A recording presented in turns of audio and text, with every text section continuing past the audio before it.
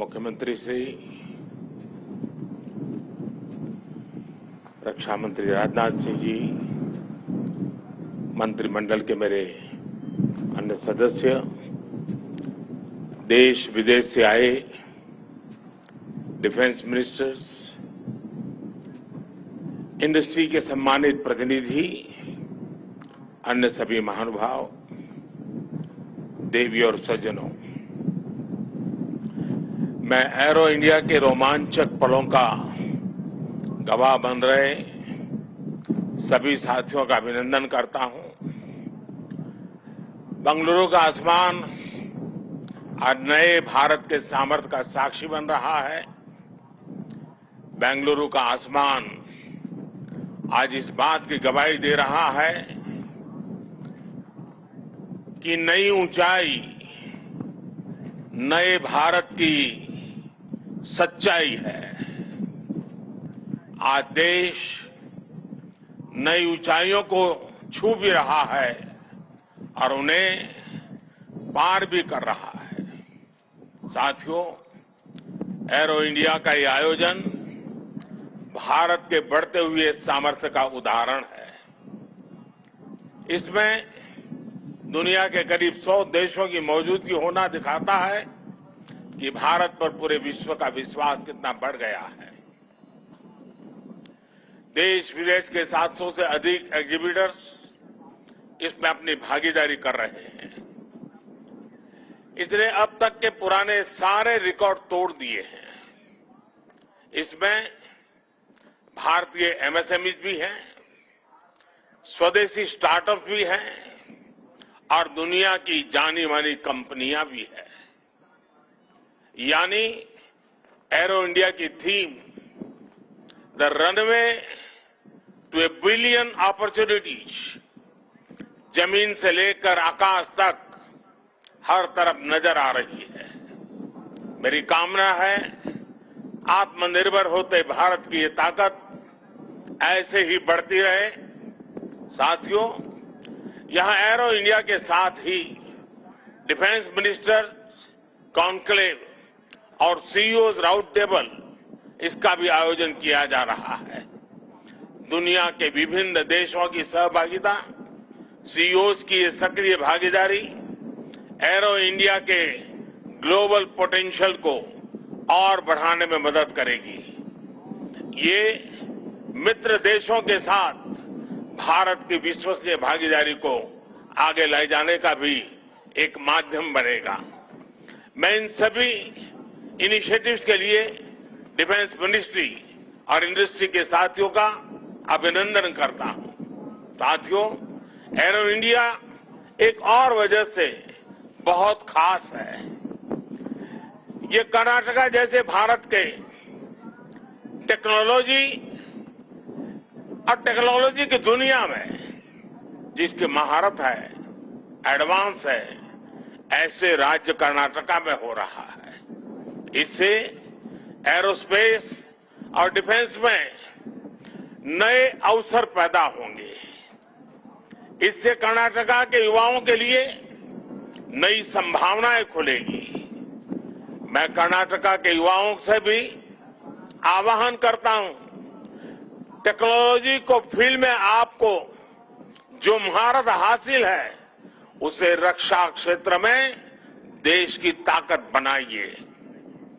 आप इन अवसरों से ज्यादा जुड़ेंगे तो डिफेंस में नए इनोवेशंस का रास्ता खुलेगा।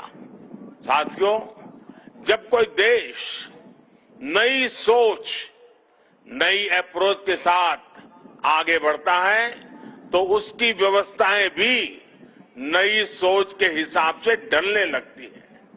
एरो इंडिया का ये आयोजन आज नए भारत की नई अप्रोच को भी रिफ्लेक्ट करता है। एक समय था जब इसे केवल एक शो या एक प्रकार से सेल्फ टू इंडिया की एक विंडो भर माना जाता था। बीते वर्षों में देश ने इस परसेप्शन को भी बदला है। आज आज एरो इंडिया केवल एक शो नहीं है, ये इंडिया की स्ट्रेंथ भी है। आज ये इंडियन डिफेंस इंडस्ट्री के स्कोप को भी फोकस करता और सेल्फ कॉन्फिडेंस को भी फोकस करता है। ऐसा इसलिए क्योंकि आज दुनिया की डिफेंस कंपनियों के लिए भारत केवल एक मार्केट ही नहीं है, भारत आज एक पोटेंशियल डिफेंस पार्टनर भी है। ये पार्टनरशिप उन देशों के साथ भी है जो डिफेंस सेक्टर में काफी आगे हैं, जो देश अपनी रक्षा जरूरतों के लिए एक भरोसेमंद साथी तलाश रहे हैं। भारत उनके लिए भी एक बेहतर पार्टनर बनकर आज उभर रहा है। हमारी टेक्नोलॉजी इन देशों के लिए कॉस्ट इफेक्टिव भी है और क्रेडिबल भी है। हमारे यहां बेस्ट इनोवेशन भी मिलेगा और ऑनेस्ट इंटेंट भी आपके सामने मौजूद है। साथियों, हमारे यहां कहा जाता है प्रत्यक्षम किम प्रमाणम, अर्थात प्रत्यक्ष को प्रमाण की आवश्यकता नहीं होती। आज भारत की संभावनाओं का, भारत के सामर्थ्य का प्रमाण हमारी सफलताएं दे रही है। आज आकाश में गर्जना करते Tejas fighter planes make in India के सामर्थ्य का प्रमाण है। आज हिंद महासागर में मुस्तैद aircraft carrier INS Vikrant make in India के विस्तार का प्रमाण है। गुजरात के बड़ौदा में C-295 की मैन्युफैक्चरिंग फैसिलिटी हो या तुमकुर में HAL के हेलीकॉप्टर यूनिट हो, ये आत्मनिर्भर भारत का वो बढ़ता सामर्थ्य है जिसने भारत के साथ साथ विश्व के लिए नए विकल्प और बेहतर अवसर जुड़े हैं।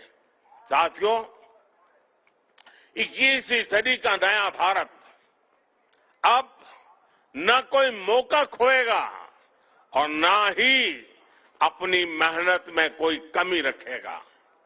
हम कमर कस चुके हैं। हम रिफॉर्म्स का रास्ते पर हर सेक्टर में रिवॉल्यूशन ला रहे हैं। जो देश दशकों से सबसे बड़ा डिफेंस इंपोर्टर था, वो अब दुनिया के 75 देशों को डिफेंस इक्विपमेंट एक्सपोर्ट कर रहा है। बीते 5 वर्षों में देश का निर्यात 6 गुना बढ़ा है। 2021-22 में हमने अब तक के रिकॉर्ड 1.5 बिलियन डॉलर से ज्यादा के एक्सपोर्ट को, उस आंकड़ों को हमने पार कर लिया है। फ्रेंड्स, आप भी जानते हैं कि डिफेंस एक ऐसा क्षेत्र है जिसकी टेक्नोलॉजी को, जिसकी मार्केट को और जिसके बिजनेस को सबसे कॉम्प्लिकेटेड माना जाता है। इसके बावजूद भारत ने बीते 8-9 साल के भीतर भीतर अपने यहां डिफेंस सेक्टर का कायाकल्प कर दिया है। इसलिए हम इसे अभी केवल एक शुरुआत मानते हैं। हमारा लक्ष्य है कि 2024-25 तक हम एक्सपोर्ट के इस आंकड़े को 1.5 बिलियन से बढ़ाकर 5 बिलियन डॉलर तक ले जाएंगे। इस दौरान किए गए प्रयास भारत के लिए एक लॉन्च पैड की तरह काम करेंगे। अब यहां से भारत दुनिया के सबसे बड़ा डिफेंस मैन्युफैक्चरिंग देशों में शामिल होने के लिए तेजी से कदम बढ़ाएगा और इसमें हमारे प्राइवेट सेक्टर और इन्वेस्टर्स की महत्वपूर्ण भूमिका रहने वाली है। आज मैं भारत के प्राइवेट सेक्टर से आह्वान करूंगा कि ज्यादा से ज्यादा भारत के डिफेंस सेक्टर में इन्वेस्ट करें। भारत में डिफेंस सेक्टर में आपका हर इन्वेस्टमेंट भारत के अलावा दुनिया के अनेक देशों में एक प्रकार से आपका व्यापार कारोबार के नए रास्ते बनाएगा। नई संभावनाएं, नए अवसर सामने हैं। भारत का प्राइवेट सेक्टर को इस समय को जाने नहीं देना चाहिए। साथियों, अमृत काल का भारत एक फाइटर पायलट की तरह आगे बढ़ रहा है। एक ऐसा देश जिससे ऊंचाइयां छूने से डर नहीं लगता, जो सबसे ऊंची उड़ान भरने के लिए उत्साहित है। आज का भारत तेज सोचता है, दूर की सोचता है और तुरंत फैसले लेता है। ठीक वैसे ही जैसे आकाश से उड़ान भरने वाला एक फाइटर पायलट करता है। और सबसे महत्वपूर्ण बात, भारत की रफ्तार चाहे जितनी तेज हो, चाहे वो कितनी भी ऊंचाई पर क्यों न हो, वो हमेशा अपनी जड़ों से जुड़ा रहता है। उसे हमेशा ग्राउंड सिचुएशन की जानकारी रहती है। यही तो हमारे पायलट भी करते हैं। एरो इंडिया की गगनभेदी गर्जना में भी भारत के रिफॉर्म, परफॉर्म और ट्रांसपोर्ट की गूंज है। आज भारत में जैसी निर्णायक सरकार है, जैसी स्थायी नीतियां हैं, नीतियों में जैसी साफ नीयत है, वो अभूतपूर्व है। हर इन्वेस्टर को भारत में बने इस सपोर्टिव माहौल का खूब लाभ उठाना चाहिए। आप भी देख रहे हैं कि ईज ऑफ डूइंग बिजनेस की दिशा में भारत में किए गए रिफॉर्म की चर्चा आज पूरी दुनिया में हो रही है। हमने ग्लोबल इन्वेस्टमेंट और इंडियन इनोवेशन के अनुकूल माहौल बनाने के लिए हमने कई कदम उठाए हैं। भारत के डिफेंस सेक्टर में फॉरेन डायरेक्ट इन्वेस्टमेंट को मंजूरी देने के नियमों को आसान बनाया गया है। अब कई सेक्टर में एफडीआई को ऑटोमेटिक रूट से मंजूरी मिली है। हमने उद्योगों को लाइसेंस देने की प्रक्रिया को सरल बनाया है, उसकी वैलिडिटी बढ़ाई है, ताकि उन्हें एक ही प्रोसेस को बार बार न दोहराना पड़े।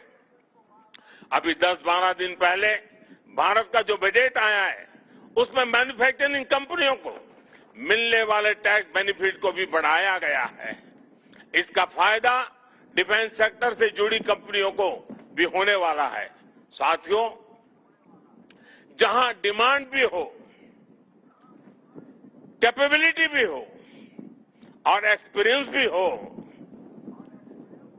नेचुरल प्रिंसिपल कहता है कि वहां इंडस्ट्री दिनों दिन और आगे बढ़ेगी। मैं आपको भरोसा दिलाता हूं कि भारत में डिफेंस सेक्टर को मजबूती देने का सिलसिला आगे और भी तेज गति से बढ़ेगा। हमें साथ मिलकर इस दिशा में आगे बढ़ना है। मुझे विश्वास है आने वाले समय में हम एरो इंडिया के और भी भव्य और शानदार आयोजन के गवाह बनेंगे। इसी के साथ आप सभी का एक बार फिर बहुत बहुत धन्यवाद करता हूं और आप सबको अनेक अनेक शुभकामनाएं देता हूं। भारत माता की जय।